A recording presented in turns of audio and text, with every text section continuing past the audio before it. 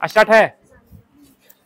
चलिए आज हम लोग क्या पढ़ने वाले हैं भाई, तो विद्युत द्विध्रुव के कारण विद्युत क्षेत्र तीव्रता की। अब पिछले क्लास में हम लोग पढ़े थे केस फर्स्ट। हाँ, अलग अलग बिंदु पर हम देखेंगे कि भाई विद्युत क्षेत्र तीव्रता निकालेंगे किसके कारण भाई, विद्युत क्षेत्र विद्युत द्विध्रुव के कारण। हाँ, हम लोग फर्स्ट केस क्या देखे थे कि विद्युत द्विध्रुव के कारण अक्षीय स्थिति पर विद्युत क्षेत्र तीव्रता हम लोग निकाले थे। आप लोग को देखना होगा तो पिछला वीडियो में आप लोग देख सकते हैं।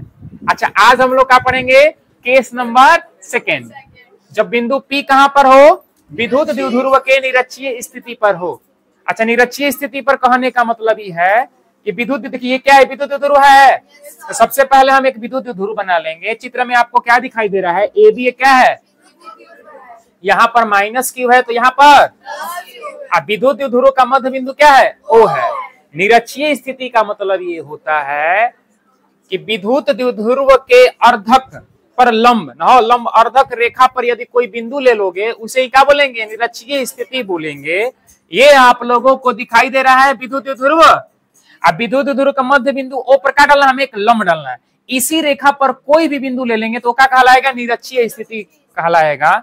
हमने क्या किया है कि विद्युत द्विध्रुव के मध्य बिंदु O से निरक्षीय स्थिति पर, कहने का मतलब ये लंबवत हो, अर्थात R दूरी पर एक बिंदु का ले लिए बाबू, P लिए हैं। क्लियर बात, जहां हमें विद्युत क्षेत्र तीव्रता ज्ञात करनी है। क्लियर बात, विद्युत क्षेत्र तीव्रता ज्ञात करने के लिए बिंदु P पर हमने क्या मान लिया है, +1 कूलम मान लिया है।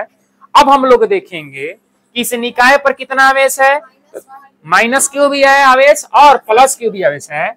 यही कारण है कि इन दोनों आवेशों के कारण इस बिंदु पर क्या निकलेगा भाई, विद्युत क्षेत्र तीव्रता उत्पन्न होगा। -q के कारण इस बिंदु P पर विद्युत क्षेत्र तीव्रता की दिशा किधर होगी, अंदर की ओर होगी।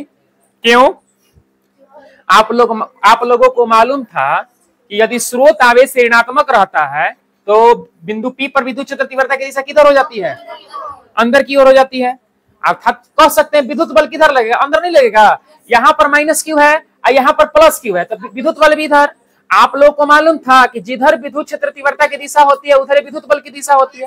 अर्थात जिधर विद्युत बल लगेगा उधर विद्युत क्षेत्र तीव्रता की दिशा होती है। तो विद्युत बल इधर लगेगा, अंदर लगेगा, तो विद्युत क्षेत्र तीव्रता भी क्या लगेगा, अंदर लगेगा। किसके कारण, -q के कारण।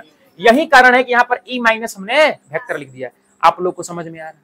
अब देखो ये +q है, तो +q के कारण बिंदु P पर भी विद्युत क्षेत्र तीव्रता उत्पन्न होगी, ये बाहर की ओर होगी। यही कारण है कि E+ को हमने क्या बनाया, इधर।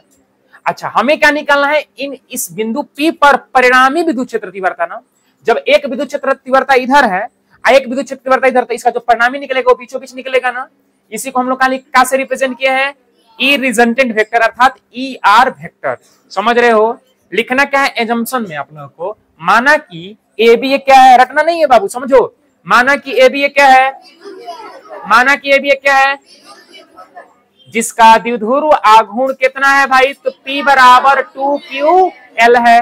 क्लियर बात, विद्युत द्विध्रुव के मध्य बिंदु निरक्षीय स्थिति पर ना, R दूरी पर ना बिंदु, जहां पर हमें क्या निकालना है, एक बार बोल सकते हो अपने से, माना कि AB एक, जिसका द्विध्रुव आघूर्ण का परिमाण P बराबर 2q, विद्युत द्विध्रुव के मध्य बिंदु O से बिंदु P है जहां पर हमें विद्युत क्षेत्र तीव्रता ज्ञात करनी है। क्लियर बात, अब हम लोग देखेंगे कि अच्छा इस -q कारण जो E- वेक्टर होगा, ये हमें दूरी भी चाहिए कि नहीं चाहिए, ये दूरी चाहिएगा ना, AP की दूरी चाहिएगा ना। अच्छा, फिर ये BP की भी दूरी चाहिए हमें। तो इस दूरी को निकालने के लिए हम क्या करेंगे ना, समझो। अच्छा, ये एंगल को थीटा मान लें तो ये भी थीटा हो जाएगा, समरूप है ना। अच्छा, ये R दूरी है ना, ये कितनी दूरी है, L है। हम क्या मान लेंगे, यहाँ पर आपको एक त्रिभुज दिखाई दे रहा है, देखो तो ये 90 डिग्री का है ना, एक समकोण त्रिभुज दिखाई दे रहा है। कौन सा समकोण त्रिभुज है, समकोण त्रिभुज AOP में लिखेंगे, चूंकि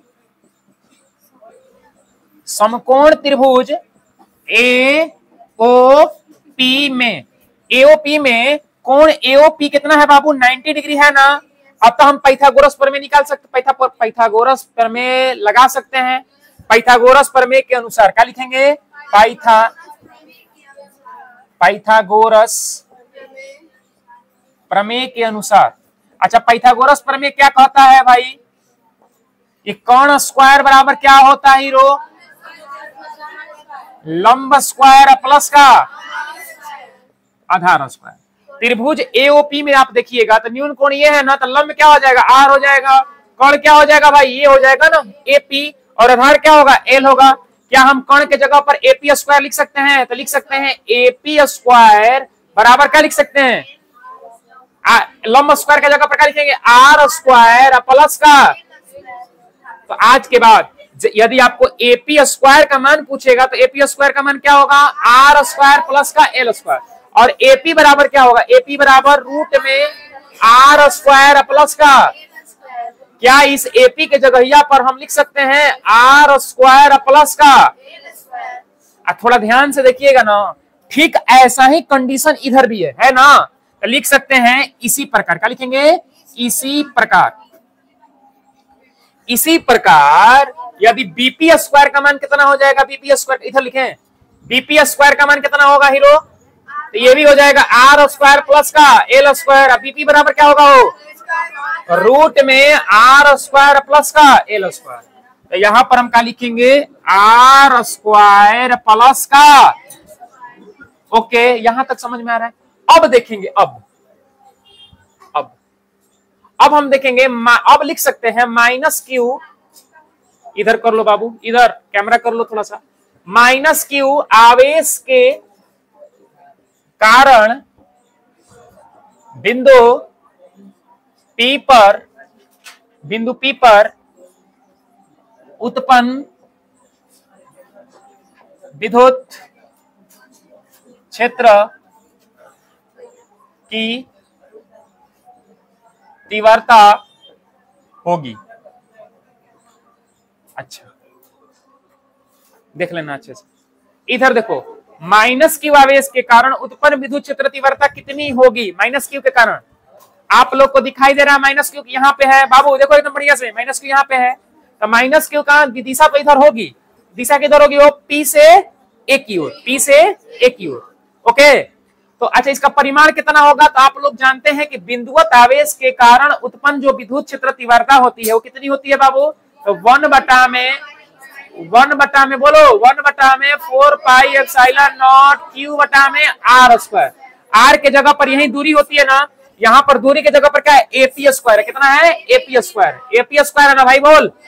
अच्छा, दिशा भी चाहिए तो चलो हम दिशा डाल सकते हैं। दिशा का आज काम नहीं है, देखो ठीक है। यदि दिशा डालना होगा तो दिशा हम डाल सकते हैं। लो, इधर वेक्टर डालेंगे तो किधर दिशा हो जाएगा? बोलो, पी से ए की ओर। अच्छा, इसको एक स्टेप और बढ़ाकर लिख सकते हैं ई माइनस। अच्छा, इसका परिमाण सिर्फ लिखे क्या? परिमाण बराबर क्या हो जाएगा? 1 बटा में 4 पाई एप्सिलॉन नॉट क्यू बटा में एपी स्क्वायर का वैल्यू कितना है?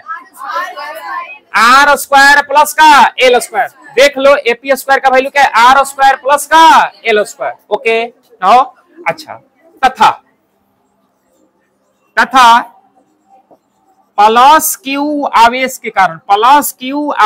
के कारण बिंदु P पर उत्पन्न विद्युत क्षेत्र तीव्रता का मान होगा।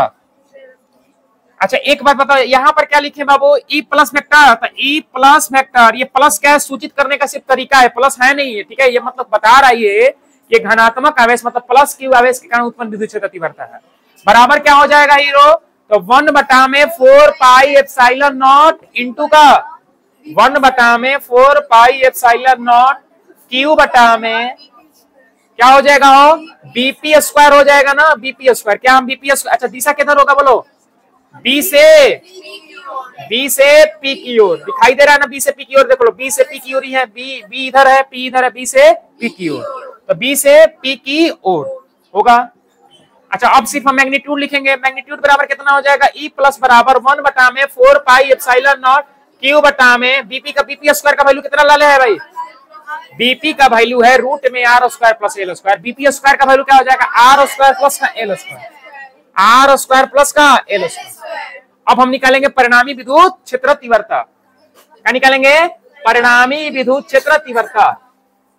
एक काम करो, उसको थोड़ा सा उधर करो, कैमरा को करो।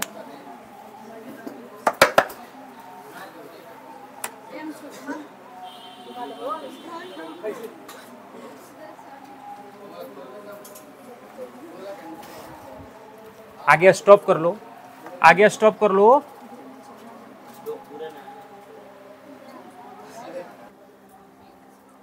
इधर देखिए, अब हम देखिए दोनों के लिए हमने सबसे पहले विद्युत क्षेत्र तीव्रता निकाल लिया। अब लिखें क्या बाबू, अब हमें क्या निकालना है, परिणामी ना। तो अब क्या होगा भाई, अब बिंदु P पर परिणामी विद्युत क्षेत्र की तीव्रता होगी। अच्छा एक बताओ आप लोग, जब एक ही बिंदु पर दो प्रकार का विद्युत क्षेत्र तीव्रता हो जाएगा तो परिणामी विद्युत क्षेत्र तीव्रता क्या होगा, सदिश राशि है ना, विद्युत क्षेत्र सदिशीय योग के बराबर होगा ना, दोनों के सदिशीय योग के बराबर। अर्थात जो रिजल्टेंट वेक्टर होगा वो प्लस क्यू आवेश के कारण उत्पन्न विद्युत क्षेत्र तीव्रता तथा माइनस क्यू आवेश के कारण उत्पन्न विद्युत क्षेत्र तीव्रता के सदिशीय योग के। क्या आप लोग को ये समझ में आ रहा है? अब देखेंगे यहाँ थीटा कितना है, यहाँ पर थीटा कितना है, यहाँ पर थीटा कितना है। अच्छा यहाँ थीटा 90 डिग्री है, यहाँ पर हम थीटा यहाँ लिख लिया ना। हमें लग रहा है ना थीटा क्या होना चाहिए, थीटा ई प्लस वेक्टर और ई माइनस वेक्टर के बीच का एंगल होना चाहिए, ये थीटा नहीं होना चाहिए। देख लो ई प्लस वेक्टर इधर है और ई माइनस वेक्टर किधर है, इधर है। हमें चाहिए बाबू ये थीटा, देखो ये पूरा थीटा ना हो। अच्छा इस पूरा थीटा को आप लोग बढ़िया से समझ सकते हैं, थोड़ा सा आप देखिएगा इधर देखो, यहां पर ये जो थीटा है ना, सुनो ये देख लो, ये दोनों समानांतर रेखाएं हैं, ये दोनों समानांतर, ये तिर्यक रेखा है।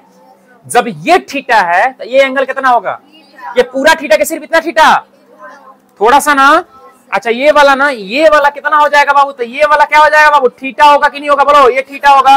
ये जब थीटा, तो ये थीटा कौन कौन से भाई, एकांतर कोण, एकांतर कोण याद है, ज्योमेट्री आप लोग पढ़े होंगे। अच्छा ये जब थीटा है, ये जब थीटा है तो ये क्या समानांतर है, तो ये क्या होगा, संगत कोण से ये कोण कितना हो जाएगा, थीटा। ये भी थीटा थीटा हो जाएगा। तो हमें तो चाहिए भाई ई प्लस वेक्टर और ई माइनस वेक्टर के बीच का कोण, हमें इससे कुछ मतलब नहीं है। ई प्लस वेक्टर और ई माइनस वेक्टर के बीच का कोण, तो ये पूरा एंगल हो जाएगा ना। अब पूरा एंगल क्या हो जाएगा, थीटा जोड़ थीटा, कितना मतलब कुल मिलाकर 2 थीटा। अर्थात ई प्लस वेक्टर और ई माइनस वेक्टर के बीच का जो कुल कोण है, मतलब यहाँ पर थीटा डैश लिखोगी, जब हम इधर थीटा मान लेते इधर थीटा डैश मान लेते हैं, थीटा डैश कितना हो जाएगा बाबू, तो 2 थीटा होगा। क्या होगा, 2 थीटा होगा। अब 2 थीटा पर हम लोग इसको वेक्टर एडिशन से क्या कर सकते हैं, तो जोड़ सकते हैं। क्या कर सकते हैं, जोड़ सकते हैं। देख लो कैसे, इधर देखो हम लिख सकते हैं कि, अच्छा एक बात बताइएगा, जब अभी आर वेक्टर बराबर ए वेक्टर प्लस बी वेक्टर रहता है तो ए वेक्टर का मैग्नीट्यूड कितना होता है, तो रूट में ए स्क्वायर बी स्क्वायर प्लस का 2ab cos थीटा होता है। अच्छा तो यहां पर भी हम सेम चीज कर सकते हैं क्या, ई आर वेक्टर बराबर, ई आर वेक्टर का मोड बराबर लिख सकते हैं रूट में ई प्लस वेक्टर का मोड का स्क्वायर, बोल भाई लिख सकते हैं, प्लस क्या लिख सकते हैं, ई माइनस वेक्टर का मोड का स्क्वायर होगा, प्लस का 2 ई प्लस वेक्टर का मोड इंटू का ई माइनस वेक्टर का मोड, इंटू का क्या होगा भाई, तो cos theta dash, cos theta dash. अब देखो यहां पर हम थोड़ा सा एक काम करेंगे, थोड़ा सा आप लोगों के लिए हम आसान बनाएंगे। इधर देखो, हम थोड़ा ध्यान देखोगे ना, तो देखो आप ई माइनस वेक्टर का मैग्नीट्यूड कितना है, 1/4 पाई एप्सिलॉन नॉट क्यू बटा में R square plus L square. और ई माइनस वेक्टर कितना है, तो ई प्लस वेक्टर भी कितना है, उतना ही है कि नहीं, उतना है। तो क्या हम यहां हमने देखा, यहां हम देख रहे हैं, यहां देख रहे हैं, लिख दें, यहां कर लेते, देखो यहां हम देख रहे हैं, यहां जो ई प्लस वेक्टर का जो मैग्नीट्यूड है वो किसके बराबर है? ई माइनस वेक्टर के मैग्नीट्यूड के बराबर है। ओके, इसको हम मान कितना ले? ई मान ले, ई मान ले, ई। और इसका जो वैल्यू है वो कितना है बताइए तो? 1/4 पाई एप्सिलॉन नॉट क्यू बटा में आर स्क्वायर प्लस का एल स्क्वायर। इसको हमने माना, क्या लिख दे रहे हैं? माना। ओके ओके, समझ में आ रहा है? ये है, देख लो, ई माइनस का भी मैग्नीट्यूड इतना ही है 1/4 पाई एप्सिलॉन नॉट क्यू बटा में रूट में R square plus L square, और ई प्लस वेक्टर का भी मोड उतना ही है 1/4 पाई एप्सिलॉन नॉट क्यू बटा में आर स्क्वायर प्लस का एल स्क्वायर है। दिखाई दे रहा है? अब देखो, क्या हम इसमें पुट कर सकते हैं? देख लो, पुट कर लेते हैं। ई आर वेक्टर का जो मैग्नीट्यूड होगा हम लिख सकते हैं ई आर बराबर रूट में, अब हम ई प्लस वेक्टर का जो मोड का स्क्वायर हम क्या लिख सकते हैं? ई स्क्वायर लिख सकते हैं। बोलो, इसको भी ई स्क्वायर लिख सकते हैं, प्लस का 2 E into E cos theta dash. Theta नहीं, थीटा यदि यहां पर माने हो तो थीटा डैश यहां मानना पड़ेगा ना। थीटा डैश जिसका वैल्यू कितना है? 2 थीटा है। क्या थीटा डैश का वैल्यू कितना है बाबू? 2 थीटा। 2 थीटा है तो क्या हम यहाँ पर थीटा डैश की जगह यहाँ पर 2 थीटा लिख दे? काम ही खत्म हो गया। अब इसको सॉल्व करना है हम लोग को। ठीक है, इधर देखो बाबू, देख लो एकदम बढ़िया से। यहां पर रिजल्टेंट वेक्टर जो होगा, अब भाई कैलकुलेशन करना है आप लोग को, यहां तक आप लोग को स्पष्ट। अच्छा ये देखो, E square plus E square, एगो ई कितना? तो ई स्क्वायर एगो और एगो ई स्क्वायर को जोड़िएगा तो कितना? E square 2e square, 2e square plus लिख सकते हैं 2e square cos 2 theta. Okay बाबू बोलो, अरे देख ले एकदम बढ़िया से, आ रहा है समझ में? इधर देखो, रिजल्टेंट वेक्टर कितना हो जाएगा हीरो? तो हमें लगता है इधर भी 2e स्क्वायर है, इसमें भी, और इसमें भी 2e स्क्वायर है। क्या हम 2e स्क्वायर कॉमन ले सकते हैं? तो लिख लो 2e स्क्वायर हमने कॉमन ले लिया तो ये हो जाएगा 1 प्लस कॉस 2 थीटा। अब आप लोगों से हम थोड़ा सा आप लोग से एक क्वेश्चन पूछेंगे, आप लोग देख रहे हैं कितना मैथ जानते हैं। ठीक है, अच्छा 1 प्लस कॉस 2 थीटा किसके बराबर होता है? Sine square theta.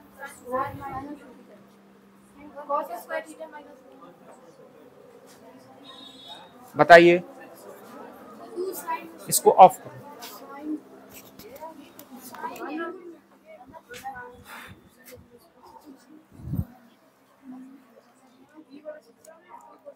ऑफ है। इधर देखो, यहां पर रिजल्टेंट वेक्टर कितना है यहाँ? तो 2e स्क्वायर, इसको कॉमन लीजिएगा तो क्या हो जाएगा? 1 प्लस कॉस 2 थीटा हो जाएगा। और चूंकि हम जानते हैं पहले से कि 1 प्लस कॉस 2 थीटा बराबर क्या होता है? तो 2 कॉस स्क्वायर थीटा होता है। इसको रफ में हम लिख सकते हैं, होता है भाई। तो क्या हम 1 प्लस कॉस 2 थीटा की जगह पर क्या लिख सकते हैं भाई? 2 कॉस स्क्वायर थीटा। तो ई आर बराबर रिजल्टेंट वेक्टर जो होगा विद्युत क्षेत्र तीव्रता का, तो यहां पर लिख सकते हैं 2e स्क्वायर इंटू का 2 कॉस स्क्वायर थीटा। बोल भाई, लिख सकते हैं यहां तक? अच्छा बाबू, थोड़ा सा इसको इधर कर दीजिए, ठीक ना, दिखाई नहीं दे रहा है। ये थोड़ा सा मिटा देते हैं हम, रोक कर करिएगा। चलिए आप आते इधर, अब आ जाओ आप इधर। अच्छा, रिजल्टेंट वेक्टर उधर कितना लाए हैं हम लोग पहले से? तो रूट में क्या लाए हैं? देखो इधर देखिएगा, 2e स्क्वायर इंटू का 2 कॉस स्क्वायर थीटा कितना हो जाएगा? 4e square cos square theta. क्या हम इस 4 को 2 गुने 2 लिख दें या 2 स्क्वायर लिख दें? बोल भाई, लिख सकते हैं। तो ई रिजल्टेंट वेक्टर के बराबर कितना आएगा? देखो बाहर निकलेगा तो क्या आ जाएगा? 2e cos theta. ओके बाबू बोल।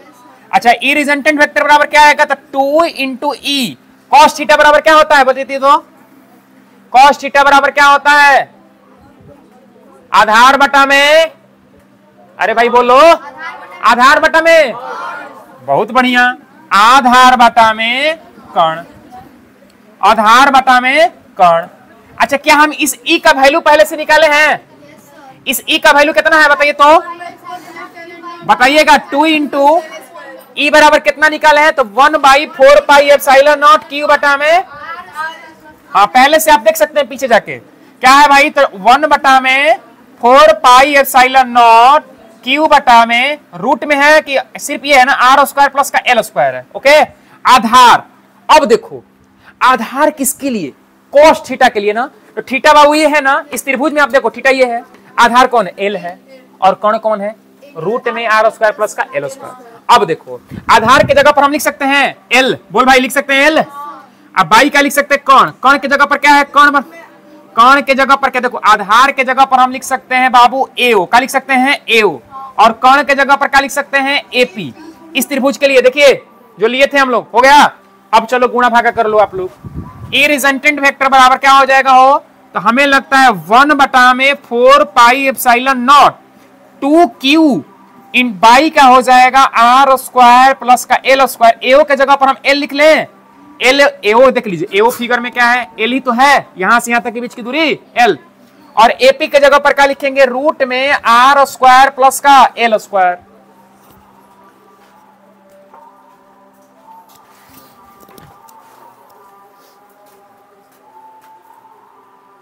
कितना है भाई, 1/4 पाई एप्सिलॉन नॉट 2q। अच्छा इस 2 को इधर गुणा कर दिए 2q, ठीक है। अच्छा एओ के जगह पर एल हो सकता है, एपी के जगह पर कौन कौन का मान कितना था, रूट में आर स्क्वायर प्लस का एल स्क्वायर। ये था पहले से आप लोग, अब इसको सॉल्व भी करना है हम लोग को, एकदम आ गया रिजल्ट।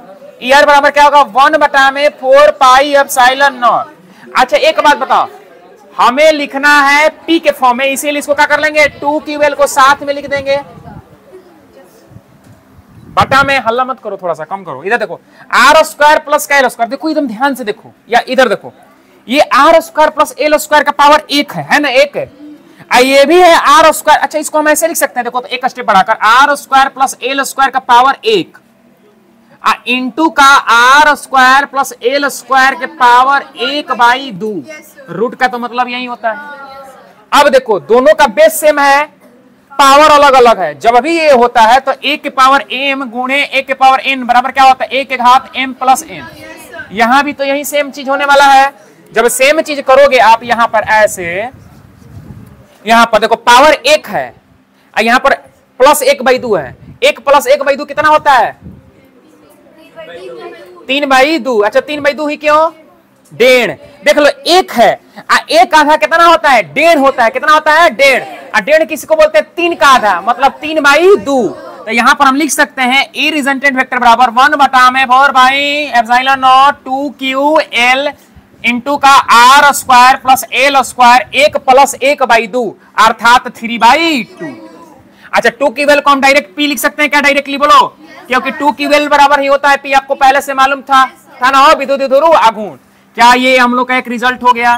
तो एक सूत्र तो हम लोग ये हो गया जनरल केस के लिए, लेकिन हम एक स्पेशल केस पढ़ेंगे। यदि यदि यदि यदि यदि आर का मान एल से क्या हो, एल से हो तो एल को आर के सापेक्ष क्या माना जाता है, आर के सापेक्ष नगण्य माना जाता है, नगण्य माना जाता है। और जब नगण्य माना जाएगा तो एल लगभग लगभग किसके बराबर हो जाएगा, 0 के बराबर हो जाएगा। इसीलिए फॉर्मूला में पुट कर सकते हो ई रिजल्टेंट वेक्टर बराबर 1/4 पाई एप्सिलॉन नॉट क्या हो जाएगा, पी बटा में आर स्क्वायर प्लस का 0 स्क्वायर। 0 स्क्वायर ना लिखकर हम क्या लिख सकते हैं 3/2। 3/2 से 2 से 2 मुँह जाएगा, अरे मरेगा तो जिएगा का, बोलो।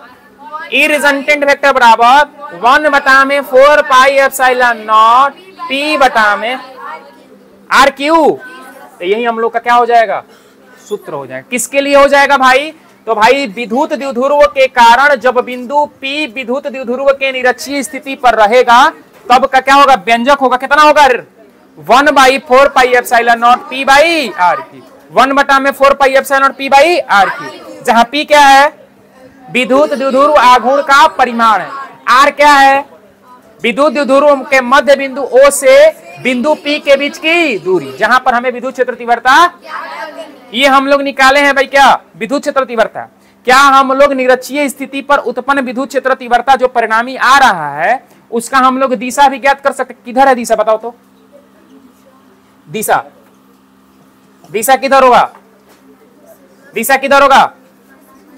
अच्छा अक्षीय स्थिति पर दिशा किधर आया था, -q से +q की ओर, अर्थात विद्युत द्विध्रुव आघूर्ण की दिशा में, मतलब इधर है था दिशा। इसमें जो परिणामी वेक्टर की दिशा किधर आ रही है, इधर आ रही है ना, अर्थात +q से प्लस क्यू से, तो हम लिख सकते हैं दिशा किधर होगा, प्लस क्यू से माइनस क्यू आवेश की ओर। अर्थात, अर्थात कोई बता सकता है अर्थात क्या लिखें, अर्थात क्या होगा बोलो, अर्थात विद्युत द्विध्रुव आघूर्ण के दिशा के, बहुत बढ़िया, विद्युत द्विध्रुव आघूर्ण के दिशा के विपरीत। यदि हमको वेक्टर लगाकर लिखना होगा तो दिशा लिख दीजिएगा ना, विपरीत ना बाबू, विपरीत लिख दो यहां पर, विपरीत। ओके, अच्छा यहाँ पर आर का मान ज्यादा होता है, ये प्रैक्टिकल में इसीलिए लिए हैं, ठीक है, मान लिया जाता है। यहाँ पर समझ में आया तो बाबू आप लोग को इतना समझ में आया। अब आप लोग से हम दो क्वेश्चन पूछ रहे हैं, ठीक है, दो क्वेश्चन ये पूछ रहे हैं, हमने दो केस पढ़ा कि विद्युत द्विध्रुव के कारण विद्युत क्षेत्र तीव्रता की गणना करना। यदि तुमसे अक्षीय स्थिति पर कहेगा, क्या कहेगा, अक्षीय स्थिति पर, तो ई बराबर क्या होता है, 1/4 पाई एप्सिलॉन नॉट 2p बटा में आर की। ये होता है एक्सियल पोजीशन के लिए, क्या होता है, एक्सियल पोजीशन के लिए। यदि आपको इक्वेटर पर कह देगा निरक्षीय स्थिति पर क्या कहेगा बताए, तो 1/4 pi epsilon naught p by R. दोनों में क्या है, दोनों में कितना का फर्क है, 19-20 का फर्क है ना। हो देख लो कैसे, इधर देखो, इसमें p बाई आर क्यू है, इसमें क्या है, कॉमन ज्यादा है, अक्षीय स्थिति वाला ज्यादा है ना। तो अक्षीय स्थिति पर जो उत्पन्न विद्युत क्षेत्र तीव्रता होता है, निरक्षीय स्थिति पर उत्पन्न विद्युत क्षेत्र तीव्रता के 2 गुना होता है, अक्षीय स्थिति वाला ज्यादा होता है। कभी कभी पूछ देता है कि विद्युत द्विध्रुव के कारण, विद्युत द्विध्रुव के मध्य बिंदु O से उत्पन्न अक्षीय स्थिति पर उत्पन्न विद्युत क्षेत्र तीव्रता, अब विद्युत द्विध्रुव के मध्य बिंदु O से निरक्षीय स्थिति पर उत्पन्न विद्युत क्षेत्र तीव्रता का अनुपात कितना होता है, तो कौन ज्यादा होता है, एक्सियल वाला। कितना हो जाएगा, 2:1। समझ में आ रहा है। निरक्षीय वाला निरक्षीय स्थिति पर उत्पन्न विद्युत क्षेत्र तीव्रता कह देता और अक्षीय स्थिति पर उत्पन्न विद्युत क्षेत्र तीव्रता का समझ में आ रहा है तो बढ़िया से, इसको आप लोग सॉल्व कर सकते हो ना। अच्छा बोलो, कहीं पर दिक्कत परेशानी है आप लोग पूछ सकते हैं नेक्स्ट क्लास में। आज के लिए इतना ही, धन्यवाद आप लोग का, हंसते रहो और मुस्कुराते रहो, जो भी डाउट होगा पूछ लीजिएगा, ठीक है। चलिए बाबू थोड़ा सा इसको स्टॉप करो वीडियो को, ठीक है।